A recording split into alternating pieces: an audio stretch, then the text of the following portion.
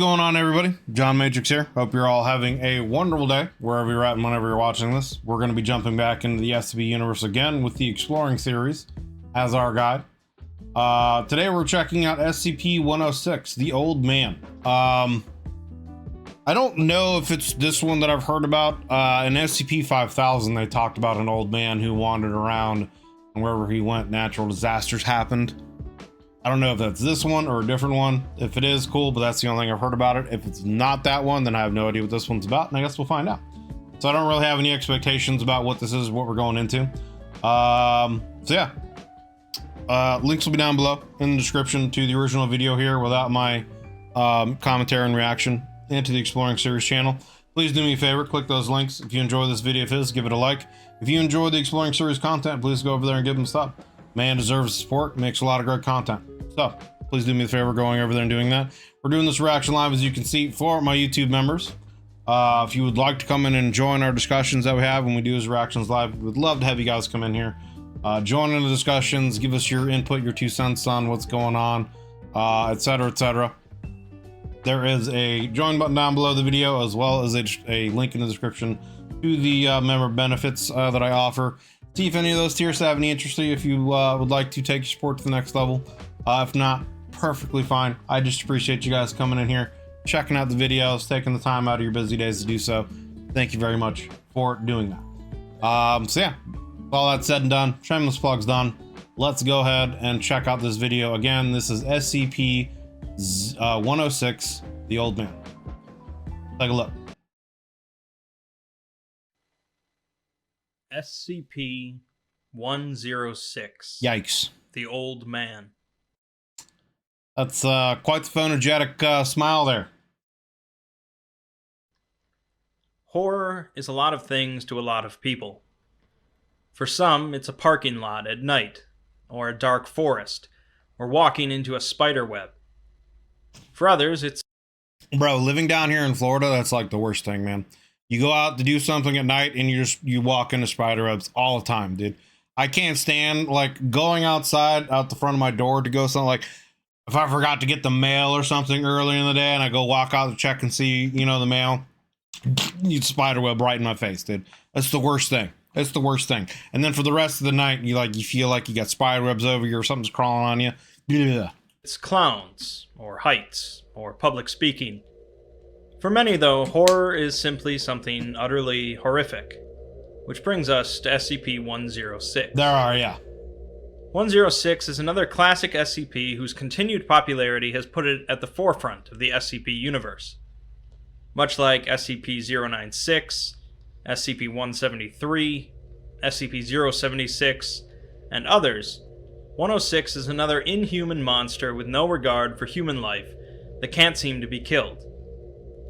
Unlike many of those dangerous SCPs, however, 106 seems to take a certain amount of pleasure in torturing humans. Yikes. Let's look at exactly how 106 is considered horrific, and a couple tales that might explain where it came from. SCP-106 is a humanoid resembling an elderly male undergoing advanced decomposition. It can scale any vertical surface and hang there indefinitely while waiting for prey. It is not exceptionally agile, so it relies more on ambush tactics, capable of staying motionless for days if necessary. One of 106's main anomalous properties is its ability to corrode all solid matter it touches. Nice. From plant matter to metal, and especially to living tissue.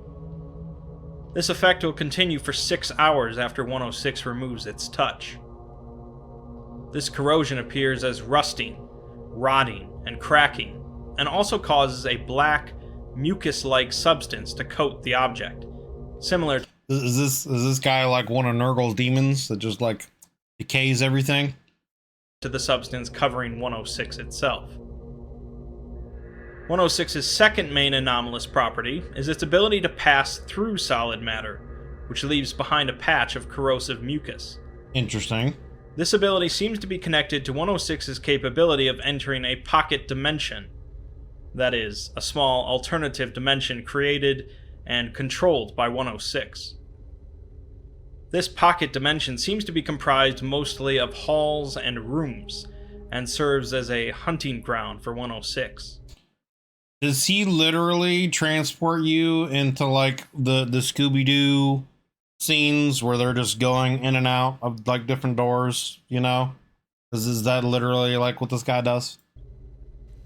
106 can enter this pocket dimension by traveling into any surface, and can return from the dimension from any surface connected to the entry point, such as entering a wall and coming out the ceiling, or entering an interior wall and coming out the exterior. 106 combines these abilities to hunt prey, generally humans from 10 to 25 years old, and incapacitates them with a touch. Usually, it will damage major organs, muscle groups, tendons, or bones, leaving the individual injured. He made his own fucked up back rooms, dude. True. True, he did. Maybe he's really the master of the back room. Never thought of him with the neural connection. Yeah, I mean, yeah, he erodes and corrupts everything, so makes everything decay. Organs, muscle groups, tendons, or bones, leaving the individual injured, but alive. It will then pull the person into the pocket dimension, where it will likely continue to toy with it.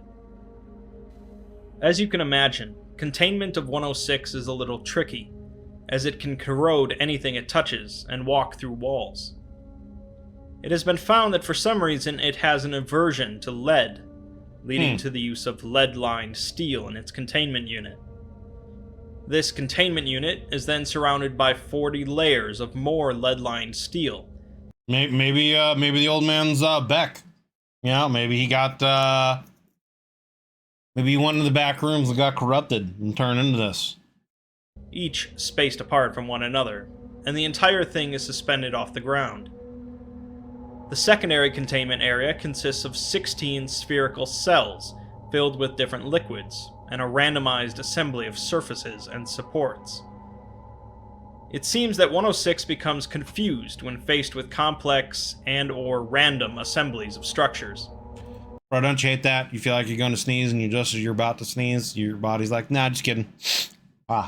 Anyway. Rewind that because I wasn't paying attention because I had to sneeze. Surfaces and supports. It seems that 106 becomes confused when faced with complex and/or random assemblies of structures. Interesting.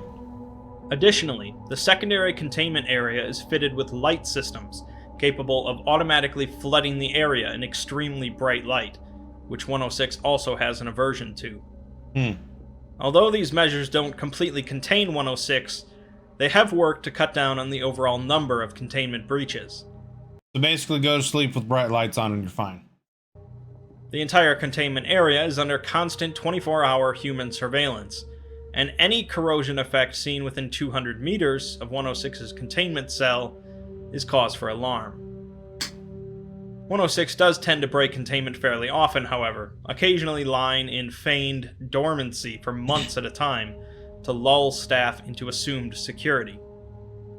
After breaching containment, 106 will cause large amounts of corrosive damage to Foundation property and abduct as many people as possible back to its pocket dimension.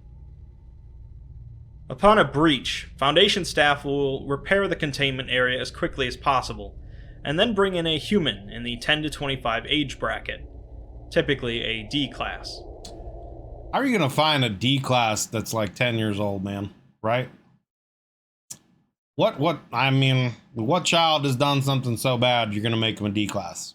Once ready, staff will injure the subject, usually by cutting the Achilles tendon or breaking the thigh bone, Yikes. causing them to become immobilized. Bait. They will be placed in the containment cell, and their wails and screams will soon bring 106 back. If this does not occur, more trauma might need to be inflicted on the subject, or multiple subjects might be brought in. Break his other leg. Physical damage seems to have no effect on 106, of course, so containment is so far the Foundation's only solution. That's SCP-106 as presented in the main document, but its popularity has caused a number of tales to pop up related to it. The most popular of these is titled The Young Man, and offers a potential origin to 106. The story takes place during World War I, centered around a corporal named Lawrence. Lawrence was a soldier that followed orders and fought as a soldier should, but had trouble fitting in. Nobody liked Lawrence, not due to lack of trying, but due to Lawrence being wired differently than others. He was quiet and still, kept to himself in the trenches, but everyone seemed to feel naturally uneasy around him. I guess, man. For the most part, Lawrence was utterly average, in height, weight, appearance, talent, and so on, but he did possess some small notable quirks. He tended to stare at people slightly longer than was acceptable, and would often mumble in his sleep, rambling about odd, unsettling things. One soldier heard him mumble the name of his daughter, followed by a muffled giggle, causing the soldier to move to another barracks. Yikes. Lawrence and 14 others were sent across no man's land to the enemy trench to secure it after it had gone silent for several days. It was theorized by many that Lawrence was sent more to just get him away from most of the soldiers than due to his combat prowess. Many seemed to hope that Lawrence would be killed in the process. During the following 3 days, as Lawrence and the other 14 were away, the rest of the soldiers in the trench began to discuss the odd man. None of them ever remembered him discussing his home, and he never seemed to write any letters or receive any. He would often mention his dreams, but overall seemed to lack any passion.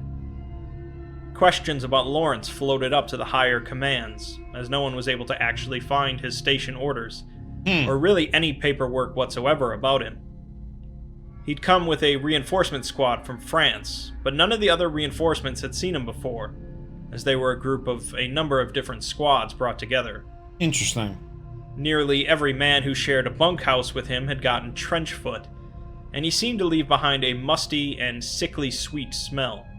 Literally Nurgle. Whispers began to spread of Corporal Lawrence being a curse.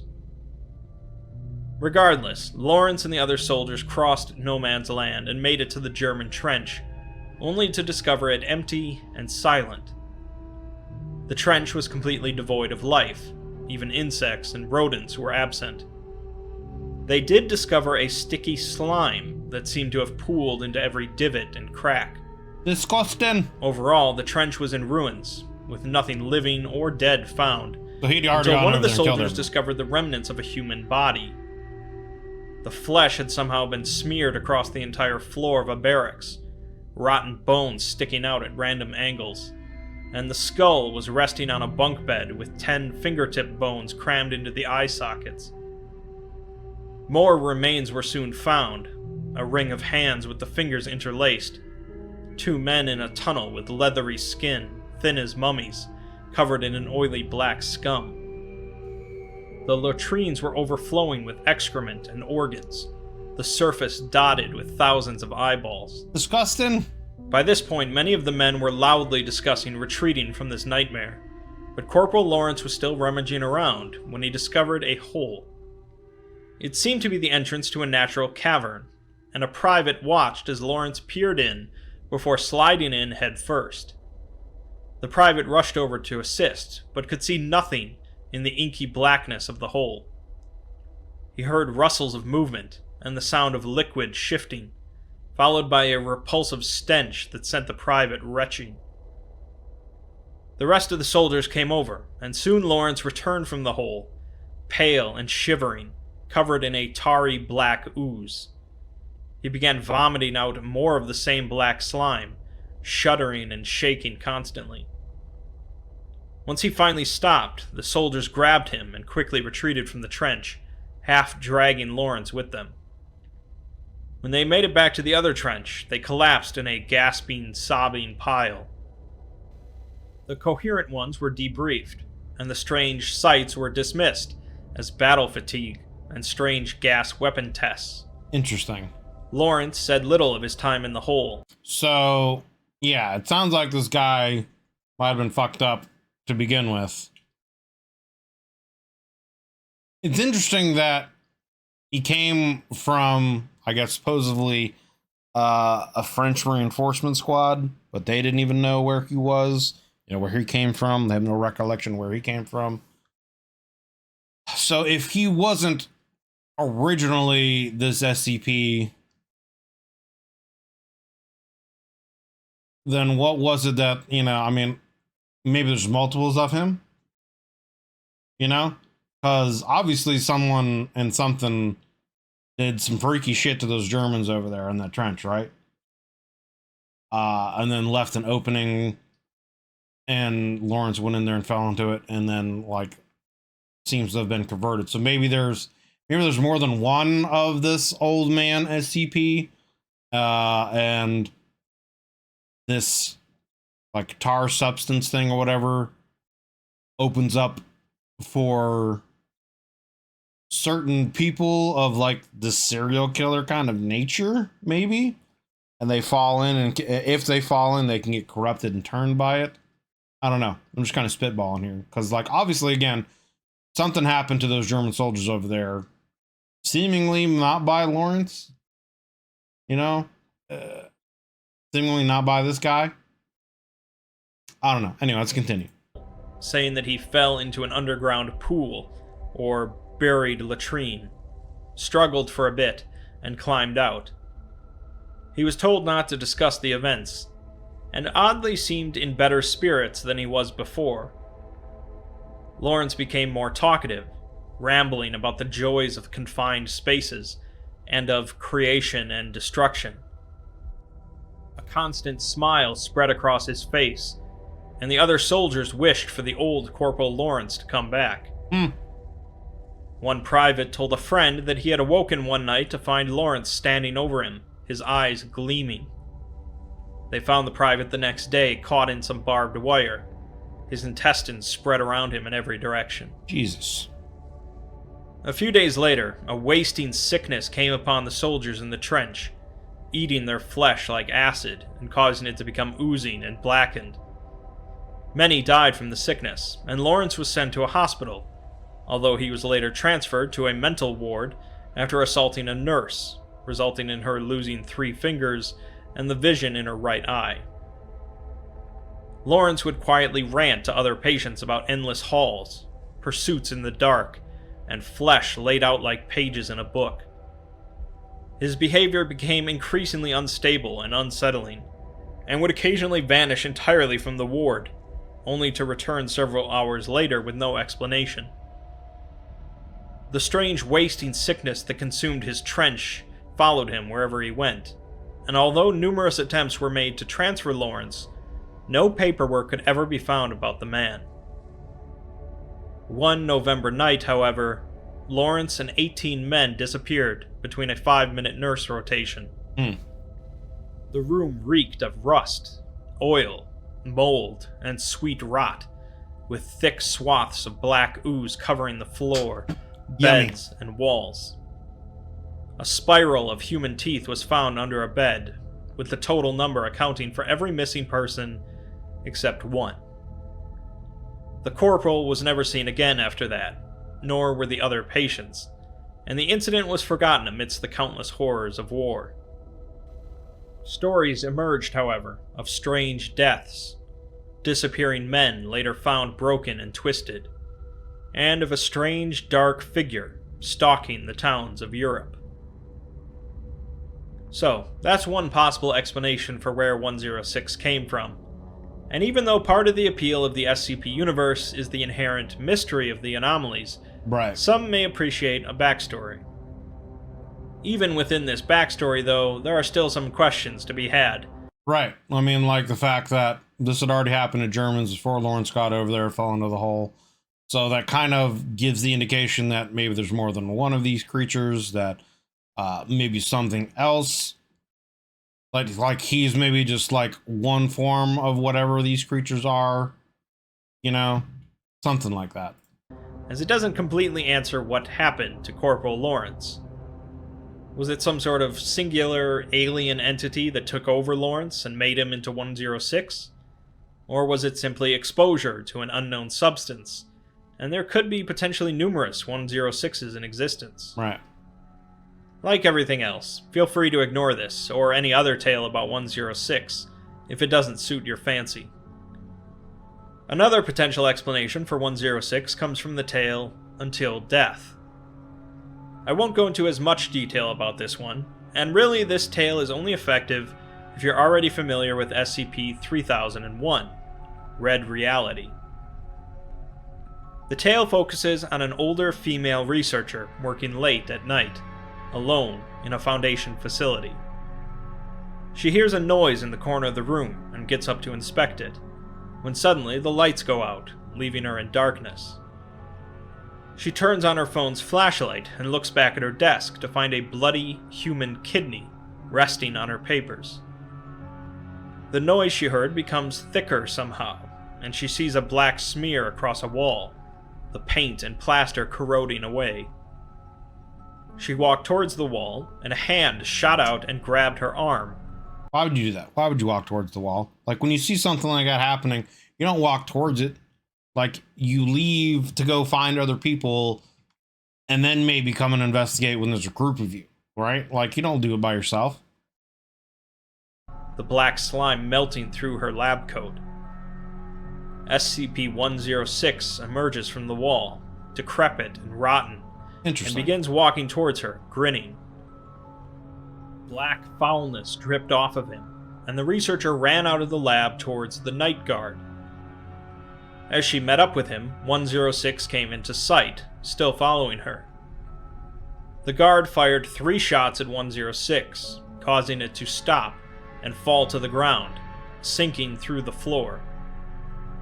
It's revealed that this is the first ever sighting of 106, and they have no idea what they've just witnessed. 106 appeared through the ceiling above the guard, dripping acid on his face, and proceeded to messily kill the man.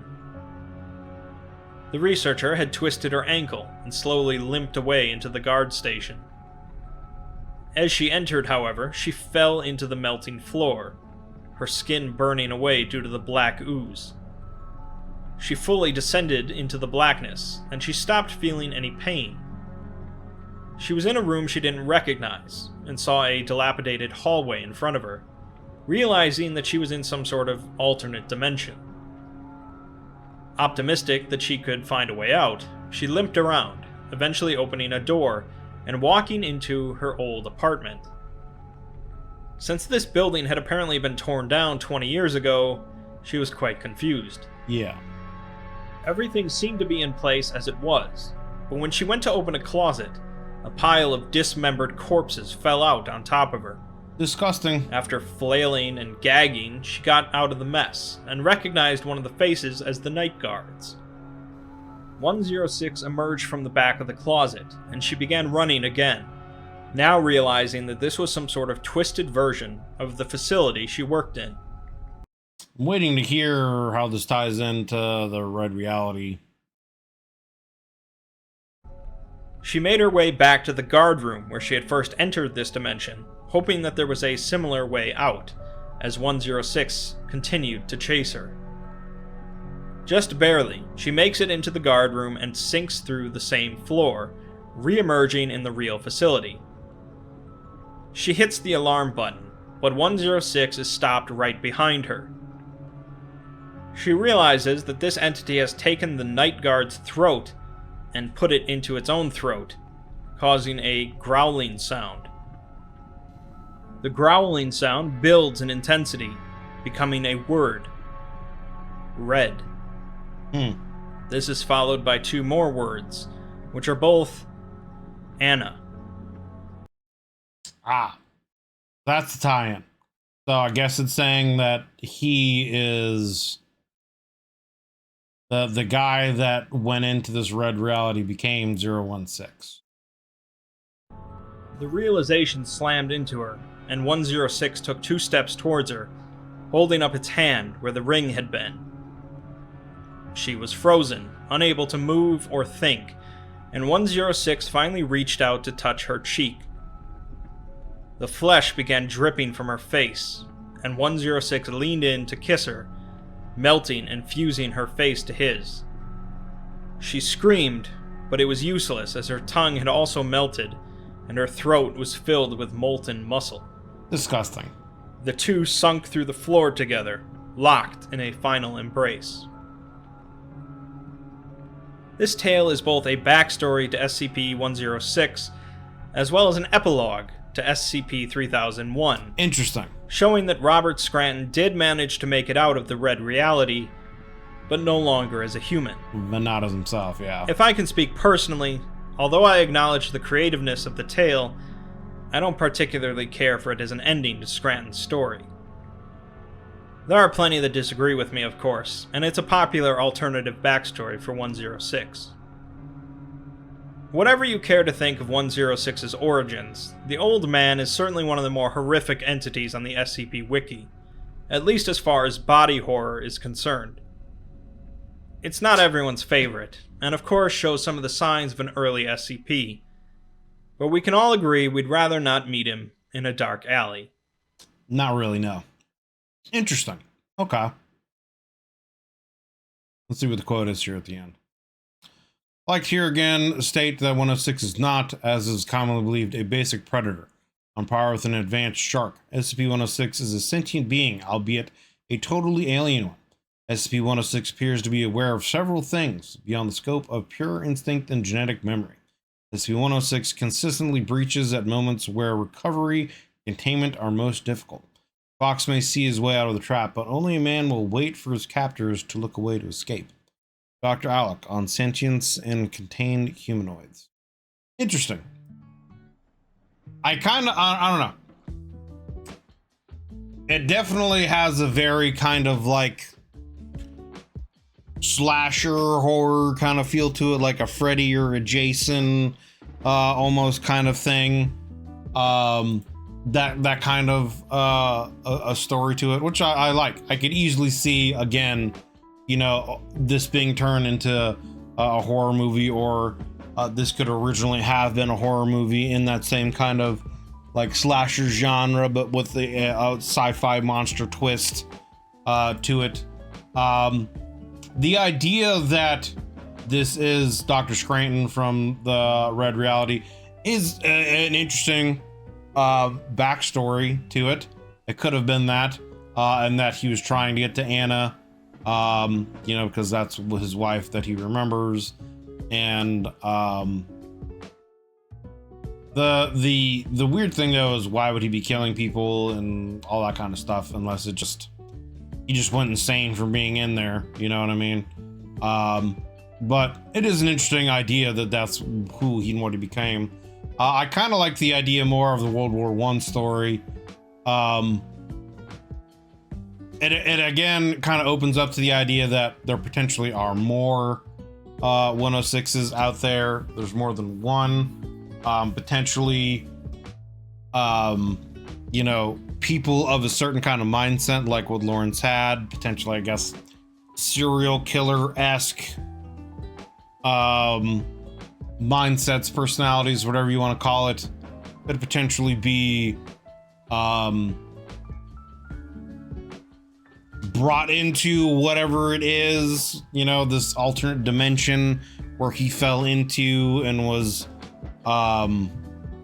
exposed to some kind of substance, some kind of other creature, being, or whatever, that then like altered his physiology, so that he like exudes this black goo stuff, and like maybe it amplifies some other kind of traits they already had, you know, because I guess before that happened, he had already had some kind of issue where people around him were getting foot trench and, you know, other kinds of fungal infection kind of things. So maybe it enhanced them more, just part of the rot and stuff that he exudes. So I don't know. It's an interesting idea.